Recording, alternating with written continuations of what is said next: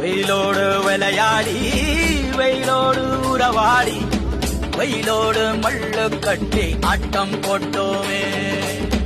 எண்டூரு நெறிவூரு கருவேலங்காட்டோரம் அத்தானை சுத்தி சுத்தி வட்டம் போட்டோமே. பசி வந்தா குருவி முட்ட தண்ணிக்கு தேவம் குட்ட பறிப்போமே சோழ தட்ட புழுதிதான் நம்ம சட்ட புழுதிதான் நம்ம சட்ட.